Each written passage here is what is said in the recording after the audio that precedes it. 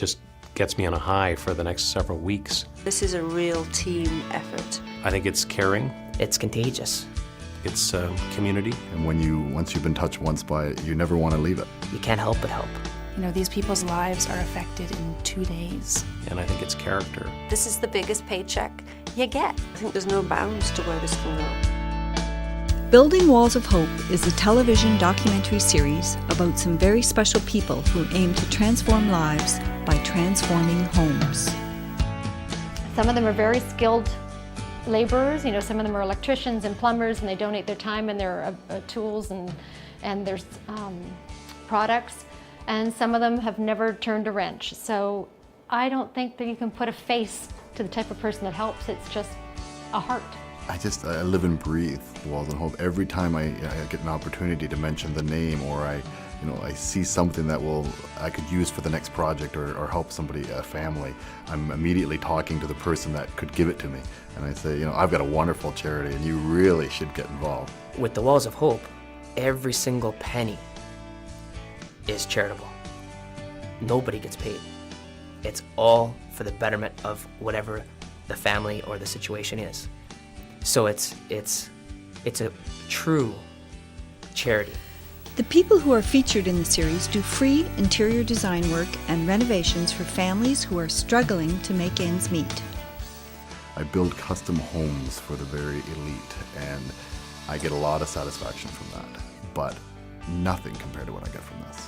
I spend a lot of time in incredible houses. As a decorator, I see the best of everything, and there's a lot of people that just have more money than they even know what to do with. And then there are the other people in this world that have absolutely nothing. The recipients of the makeovers are the working poor and families facing hardship through no fault of their own. We find that the families we do come to the aid of get caught in what we call a downward spiral. And it's no matter how hard they try, they always get a little closer to the top of getting out of where they are, and something else pulls them down. Sarah Mansuto, a single mother of 2 who once faced destitution herself, is the driving force behind the growing organization.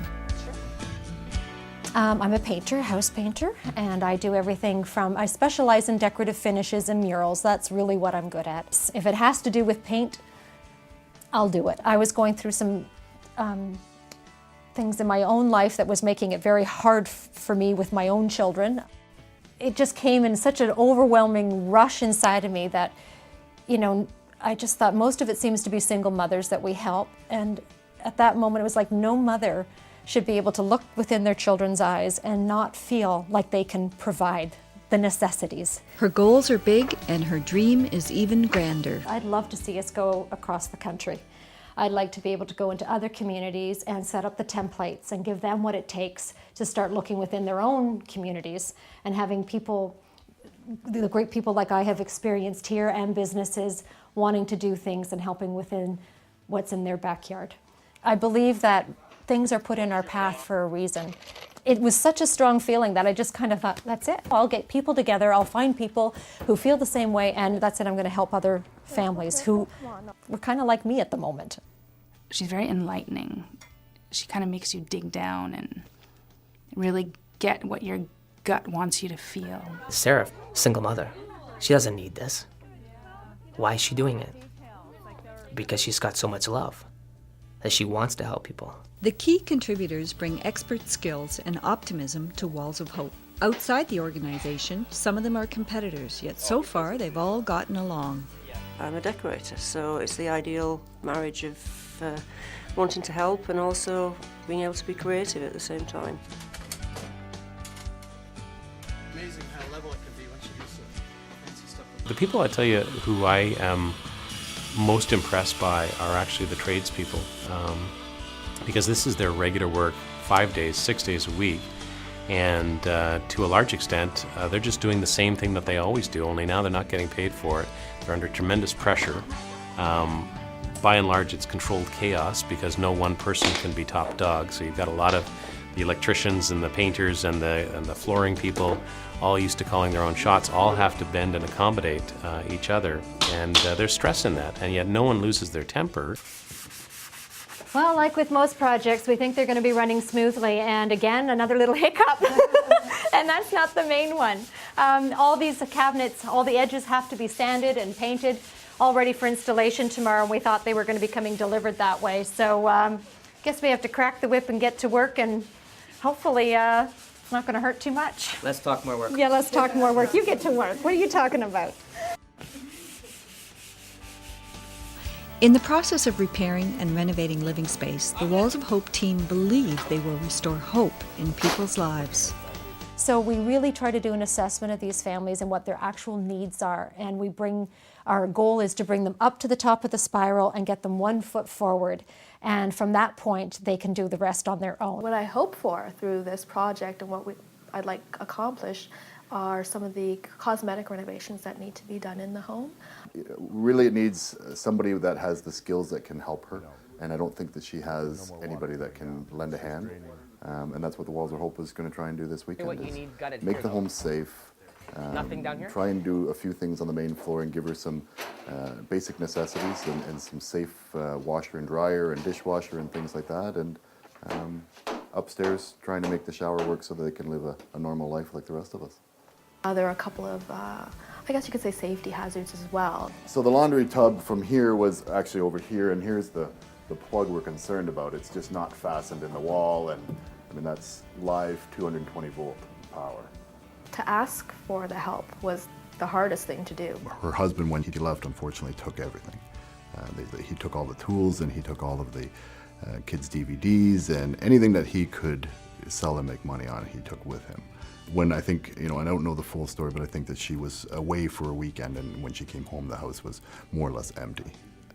I don't know, it gives you this sense of, it's just a sadness, an overwhelming sadness that they're living in this and nobody cares. It makes you want to work harder and faster.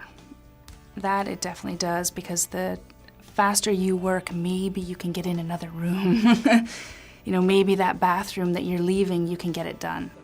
The board members and other volunteers for Walls of Hope have similar ambitions and optimism about the potential to transform the lives of families. Well, I was a single father as well, so I understood what it was to struggle at days and make ends meet. Very difficult to make the rent every month. But it takes maybe 6 months worth of planning and soliciting and phone calls and just knocking on doors to be able to get the funds necessary and the donations. It's a lot of hard work and dedication. It never ceases to amaze me how many volunteers come out and they give up so much of their free time. Why do you come out and give up so much of your free time? Because you grabbed me from day one. You said, I've got an idea to do this for a bunch of special people, and that was it. And you still got lots of work to do. Still got lots of work to Okay, do. so let's get to work. It's fun too. Excuse me.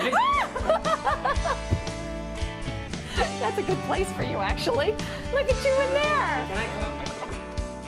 And emotions can run high.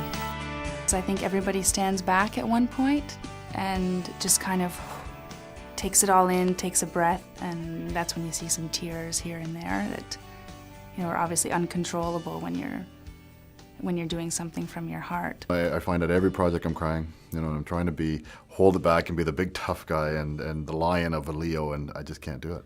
Oh yeah, well, it wouldn't be a Walls of Hope project if Sarah didn't burst into tears at least once. It's a healing environment, and it's a healing process when you know that you tangibly can go and change somebody's life by just doing what, in my case, painting, something as simple as painting, that you can change their perspective and their focus and their direction. And they don't have to pay you for it. It's just they pay you in so many other ways, and it's a healing process to know that you have that kind of power. Seems like such a bad word for it, but it's almost a power of healing. It brings to not only myself and the people that surround our mission, but to the families that we touch. And it's an incredible emotion to know that you're doing that.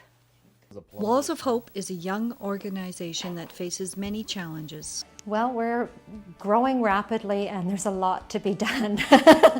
I'm not the best one at making sure things are extremely well organized and done in a more business-like manner, I guess. The creative side of me is just too strong. It's getting a little bit more complicated because projects are getting larger in scale. So it takes a lot more coordination and organization and just more conversation with everybody. You know, the dialogue's got to be right because you don't want 3 people going getting a couch.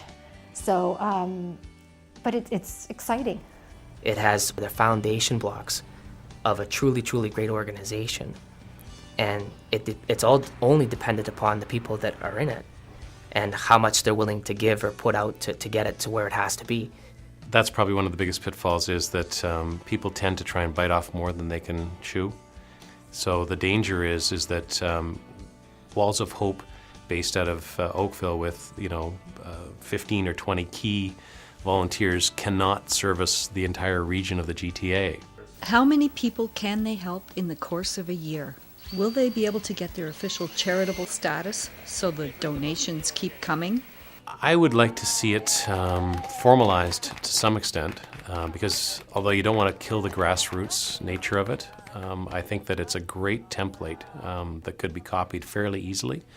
And if they were able to do it in such a way that people could choose to plug in and plug out with some direction from volunteers, then I think you could potentially have something quite significant going on that would help reawaken a sense of community and giving back. We're just scratching the surface as far as Walls of Hope is concerned. I think there's no bounds to where this can go. I think it's endless. And fortunately or unfortunately, there will always be people that need help from Walls of Hope. So it can just, it could go across the country, it could go across the world, who knows? Will they be successful in inspiring other communities to set up local branches who do the same kind of work? Those opportunities exist in all communities, and it just takes a bit of direction from a few people to get it started. And will they really transform lives that in turn pass on the goodwill? Just have one more announcement to make to you. Just one more. A small one. Just a little one. I know that Sarah would have loved to have been here for this, because when her and I first came up and met you, we were very touched by your family and your surroundings, and we've decided we were going to take a break in the beginning of the year and try and concentrate on the charity, but we've decided that we want to make your family come back and help you to just finish some of the things that we couldn't finish in the time frame so far. So we want to come back and fix the shower and finish the kitchen off and make it safe, and we talked about doing the washing machine and things like that. You know, everybody goes through difficult times, and as they start to rebound themselves, then all of a sudden they want to contribute back. Thank you so much. Words can't even express, really. They want to help paint on the next project. It's just, like I said, if you guys need anything, any help, any extra hands, I'm available. Or they want to help write a letter for the next family for donations and things like that. So everybody can help in any way they can. There's something when they say thank you to you, and there's something in their embrace and the look in their eye that you know you've made a difference. You've changed their heart and how they look at other people. We can feel that for just a moment from when that mom hugs you because her kids now have a bed to sleep on or food in their cupboards. You've been on your own too much, too long, right? Need some help. Yeah. There isn't anything that can match that. There's nothing. We're going to grow very quickly over the next 2 years. And actually the next 12 months, I believe. Once we get our nonprofit status, it's going to catapult us. If you ask, that you'll find people that do want to help, that there is a incredible, generous, hopeful spirit within people.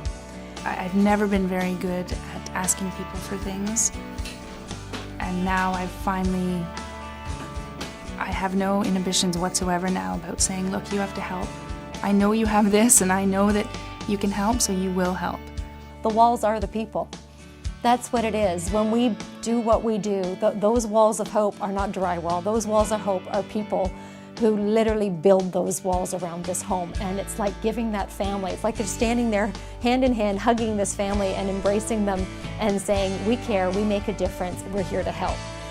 Over the next year, our cameras will follow the dynamic individuals of Walls of Hope as they go through the growing pains and joys of building their charity from the ground up.